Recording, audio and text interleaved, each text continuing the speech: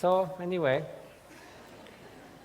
so for sure meditation is about practice. It's no other way. The quick fix doesn't leave too much result. So if you look at the word,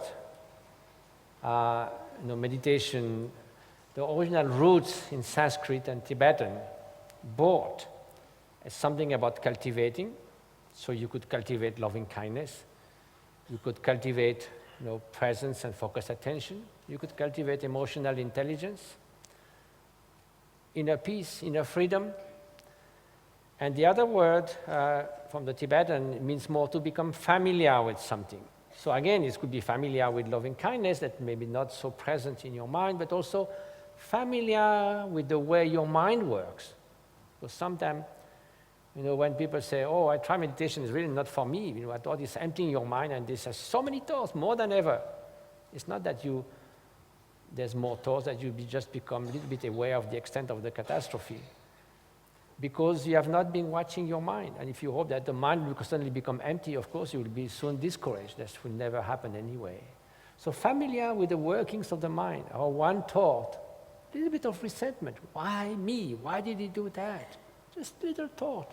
And spread and spread and spread, and invades your mental landscape and become full-fledged resentment.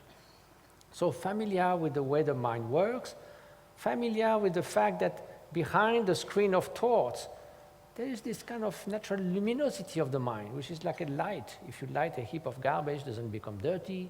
If you light a heap of gold, it doesn't become expensive. It's just the faculty to know, the basic awareness that is not modified by the content. So we are not so familiar with that. So you need to look within the mind. So now, that's why also many of the meditation techniques begin, you don't want to empty your mind. How can you empty your mind? You'll be dead or fainted. And then how can you block the thoughts? When the thought is there, how can you say, oh, I wish you were not there? It's there. So it's more about becoming how to deal with that. So yes, it is helpful to have a mind that is more clear, more stable, and more calm. And that's why most of these concentration techniques, like watching the breath, works. So I think most of you, those who are meditating, are familiar with watching the breath. All that is a wonderful tool to bring about wisdom, compassion, other qualities. But today, since His Holiness, since I was fortunate to meet him and again for the last 30 years or so, how extraordinary emphasis he puts on loving kindness and compassion. So I thought, how do we cultivate that?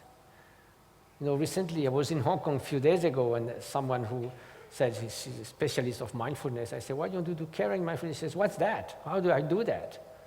So the fact that you may not think that you could not cultivate loving kindness. So how you do? Well, we all have moments of unconditional benevolence or love for somebody. For a child, for someone we don't know, just like pure wishing that this person may be happy, safe, flourish in life, be spared suffering. But this comes and goes. We may do that for 20 seconds, a minute, and then some other thoughts come, somebody comes in the room and it's gone. We don't cultivate that in the same way that we do physical exercise for 20 minutes a day. Why? We don't mind learning how to read and write, to become fit. Why those qualities for which we have the potential will become at the optimal without us doing much at all?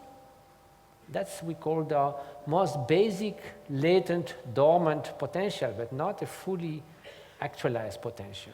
So that feeling of unconditional benevolence that we know, we have experienced, why don't we try to bring it now and let it fill our mental landscape? And instead of letting it disappear, if it goes away, come back to it. If it sort of sinks, revive it, nurture it, maintain it, let it fill your entire mental landscape. Like every atom of your mind be filled with benevolence, and every atom of the other person be filled with happiness or the suffering of every being, every atom of suffering be filled with compassion. So that cultivate that, maintain that. And it's easy to start with someone whom we love naturally, but then why only this child? Why not other child? And why stop, at 7 years old? And after that you don't deserve benevolence and compassion? So extend it to many other beings. Those you don't know, also they don't wake up in the morning thinking, may I suffer the whole day? And what about animals? Do you know any animals who wants to suffer? Who doesn't want to escape from suffering? So extend that benevolence to all. And don't say, oh, except those few which I cannot stand. Your benevolence is to wish that they may change their minds so that they don't express the qualities of harmfulness that they have displayed like sick people. Look at them as a fully benevolent physician who wish only thing that they may cure from whatever makes them harm others. So let's try, for the few minutes we have, to begin with the easy. It's like you learn sailing in the sea. You don't start with a big storm. Start with someone for whom it's very easy.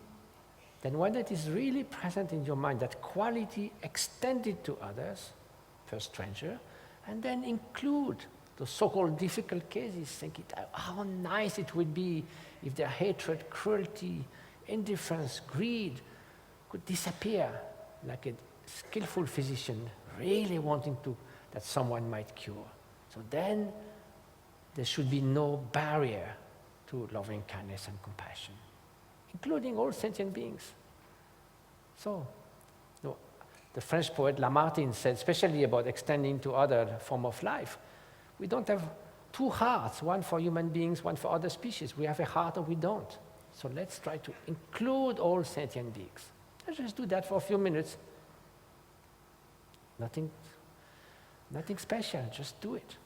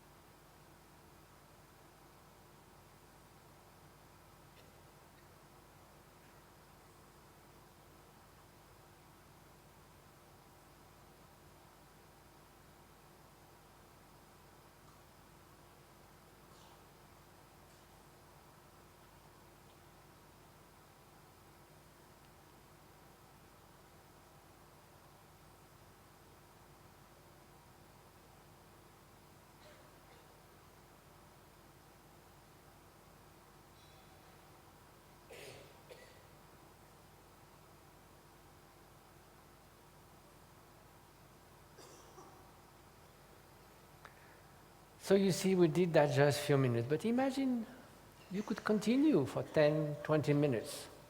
And just the last thing, sometimes people say we don't have time.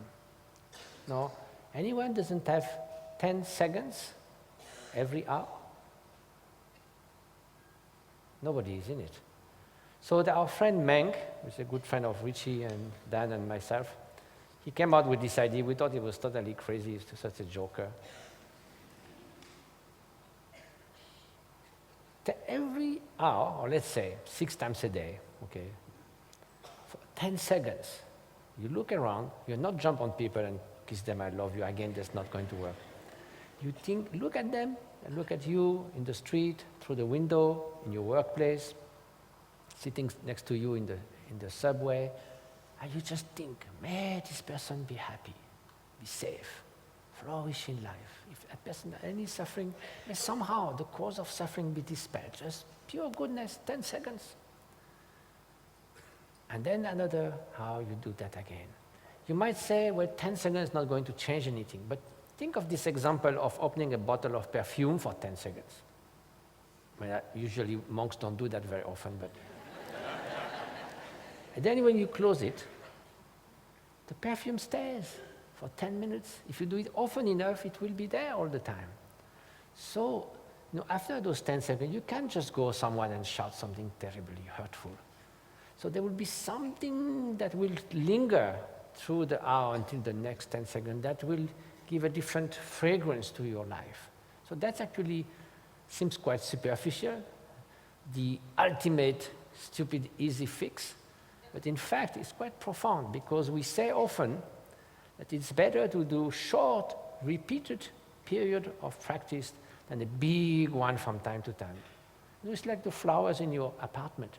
Little water every day, a bucket every month, and the plant is dead in between.